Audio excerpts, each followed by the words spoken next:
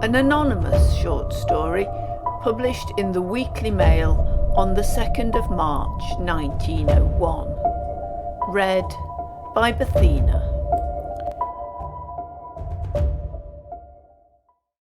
Did you ever see a ghost, Mrs. Hopwood? I asked the question half jestingly, fully expecting to be answered by a prompt negative, but, to my surprise, Mrs. Hopwood looked at me in an undecided fashion. Then, after a brief pause, she somewhat hesitatingly answered, "Yes." "Yes!" I cried. "Oh, how thrilling! Do tell me about it."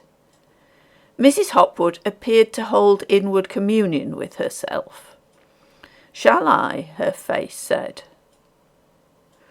"Do!" I urged, growing more anxious as I scented a bit of mystery. "Why don't you want to tell me?" I went on.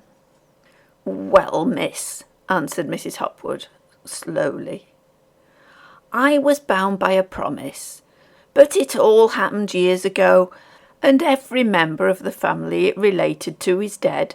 Perhaps if I told you the story, but didn't give the real names?"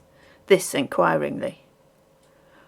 "Oh, there could be no harm in it, I am sure," I answered, for my curiosity was strongly excited. Mrs. Hopwood had told me so many stories, but this was the first time she had ever touched upon the supernatural. "Well, I'll tell you," said Mrs. Hopwood, with an air of resolution.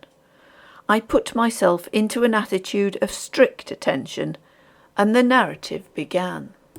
"You have heard me say many a time, miss, that my father was a policeman. He joined the force when he was quite a young man, and what I am about to relate took place the very first night he went on duty. It happened to be New Year's Eve, and as my father walked his beat, he thought what a clanging of bells there would be when midnight turned and the rejoicings began." "Where was he? Oh, I was forgetting to tell you that.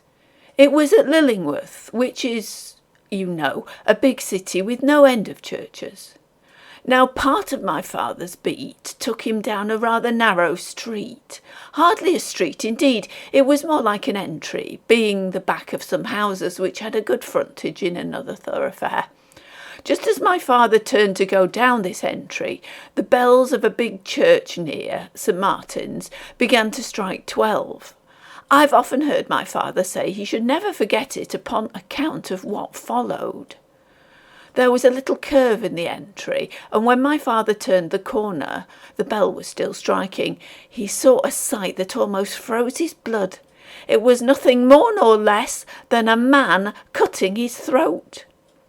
My father stood for a moment almost paralysed, but as soon as he recovered himself, he rushed at the man, snatched away the knife, and blew his whistle for assistance.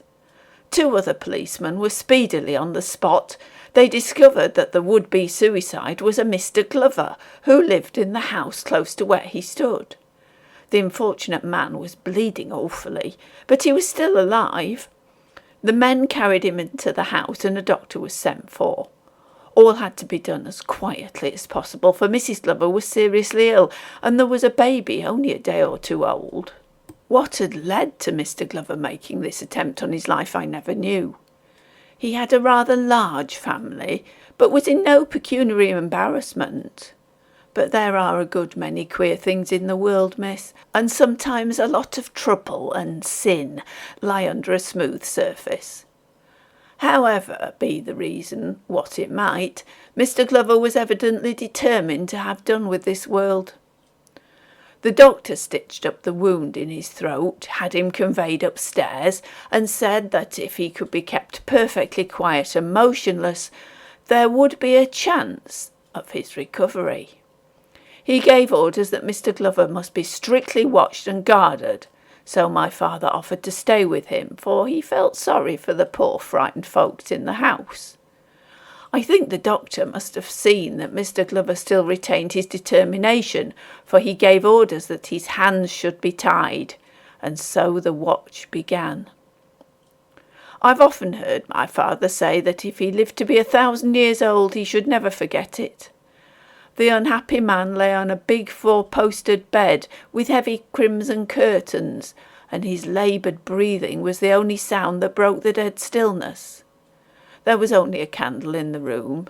In those days other means of lighting were almost unknown, and it seemed to just make darkness visible, as the saying is. My father kept his eyes fixed on Mr. Glover.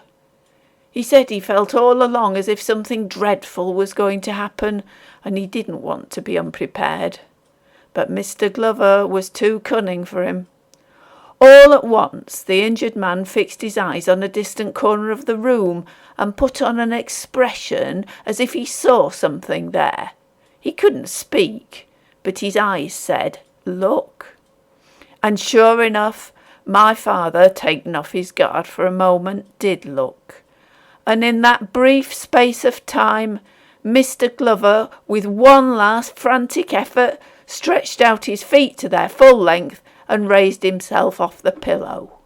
Then let his head fall back with an awful jerk, a jerk that broke the stitches in his throat. The wound burst out with a pouring flood of blood, and the next minute Mr. Glover was dead. I need not stop to tell you about the inquest, the verdict and all the rest of it. As I said before, he was a man with money, and the money was left to his children. None of them, however, could come into it beyond a certain fixed sum for their education and maintenance until the youngest was 21. That was a long time to look forward to. As I have told you, the baby was only a day or two old. When all this happened, my father was a single man, but in the course of 3 or 4 years he married, and I was his only child. He remained a member of the police force, and being a steady, trustworthy man, got on in his profession. He was promoted and lived in the police station. What I am about to tell you happened when I was 12 years old. I was only a child, of course, but having always had older people for my companions, I think I was sharp and quick beyond my years. My mother talked to me a great deal, and I used to go about with her everywhere.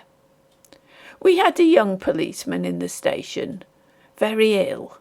His state necessitated constant watching and attention, and my mother, after being up with him some time, felt obliged to call in somebody to relieve her, an old woman who went out nursing. There weren't any trained nurses in those days, promised to come, and my mother was thankfully looking forward to a good night's rest. But the hours wore away, and Mrs. Smith didn't seem to be putting in an appearance. "Wherever can she be?" said my mother. "I've a good mind to walk down to her house and see what is keeping her." "Do, mother," said I eagerly, "and let me go with you and hear the ding-dongs play." For it was New Year's Eve, and all day I had been sadly anxious to get mother to let me sit up and hear the bells ring in the new year. "Very well," said mother. "Joe is now asleep and comfortable, and I'll get one of the men to stay with him while I go down. Put on your hat, dearie." So I slipped on my hat and jacket, fine and pleased to think that I was going to be out in the streets when the bells rang. Then mother and I started. Now, I must tell you that since the time Mr. Glover cut his throat, many changes had taken place in Lillingworth. Streets had been widened, old buildings had been pulled down to make room for new ones, and in some parts of the city the old landmarks had completely disappeared. The row of houses, in one of which Mr. Glover had lived, was pulled down, and on the site there now stood a gin distillery and a Roman Catholic chapel. Two queer things to be placed together, do you say, miss? Well, perhaps so, but however queer or not, there they were, and people had almost forgotten the tragedy that had once been enacted on the spot. But one thing remained unaltered, and that was the narrow entry at the back. Just as we got near it, my mother said, "It would be a short cut to Mrs. Smith's, Kitty, if you ran down there. Just go and see if she is coming, and I'll stand here a minute and wait for you. I'm beginning to feel tired." "All right, mother," said I, as lively as a lark. So off I went, turning into the entry just as St. Martin's bell was beginning to strike midnight. Now, miss, if you talk to some people about ghosts or spirits or whatever you like to call them, they will look at you in a superior sort of way and tell you it is all the effect of the imagination. Well, I'm not going to argue the point, but what I know is this. I ran down that entry thinking of nothing in the world but fetching Mrs. Smith and hearing the bells play. I had no idea of what had once taken place on the spot I was approaching, but all at once I saw a great light, an awful, unearthly light, and in the midst of it I saw a man, saw him so distinctly that to this day I can recall his features and the clothes he wore. And the man was cutting his throat. I only saw the awful sight for a brief space, for the midnight chimes were still ringing when the light disappeared. Then I must have fainted, for I remember no more until I found myself in the priest's house which adjoined the chapel, with the priest sprinkling my face with water. My mother was there. She had come to look for me, and had been nearly frightened out of her senses to find me lying on the ground. For I must tell you, miss, that the whole thing had at the time been such a shock to my father, who was a tender-hearted man, that he would never afterwards hear it mentioned.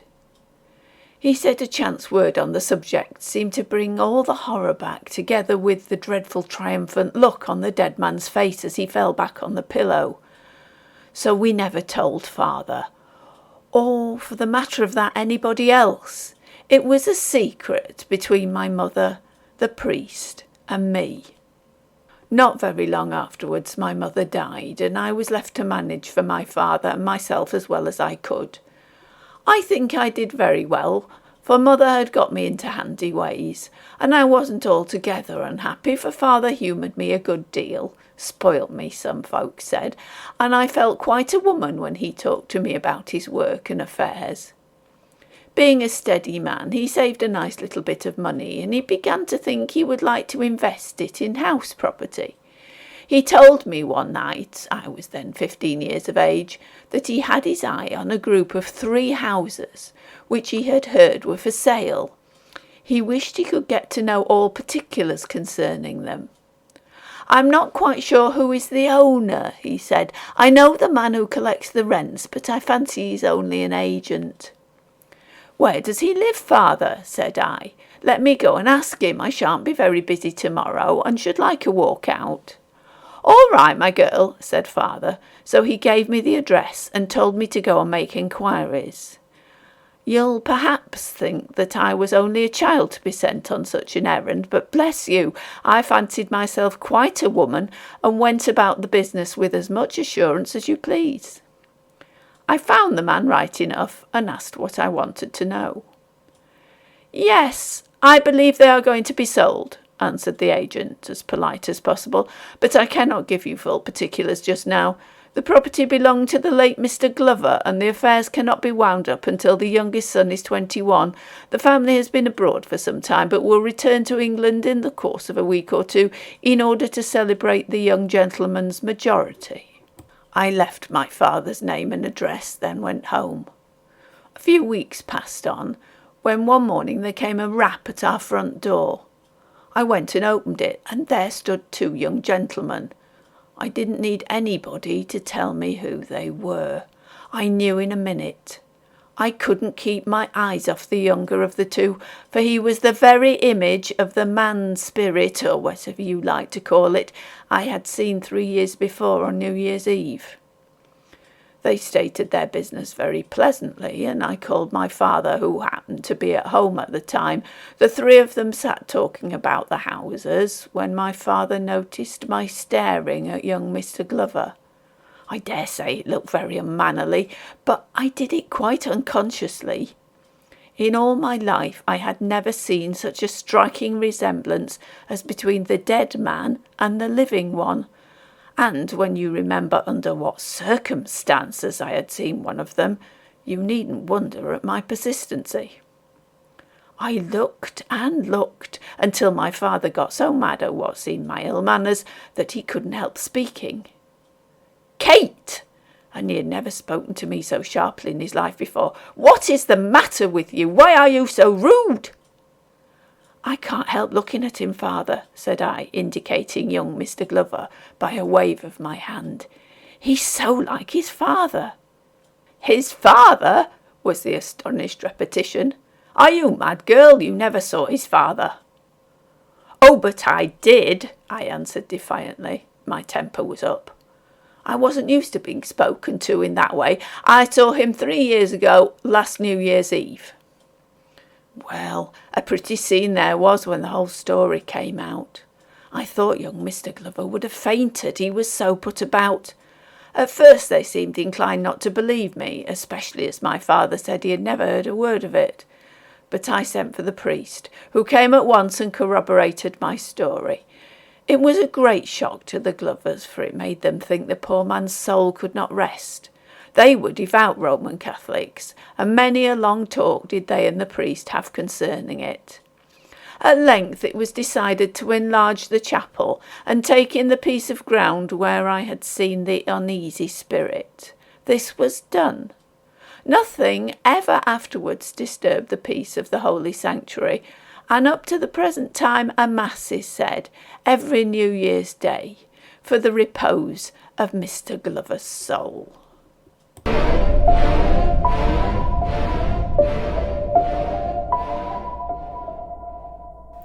I hope you enjoyed this obscure, creepy story. If so, please remember to click the like button. To find out when more creepy stories are uploaded to YouTube, please click subscribe and hit the little bell. Then you'll be the first to know as soon as a new story appears. There's also a join button if you'd like to support my work. I'd like to thank Kenneth Jones, a new channel member, for joining. Much appreciated, thank you.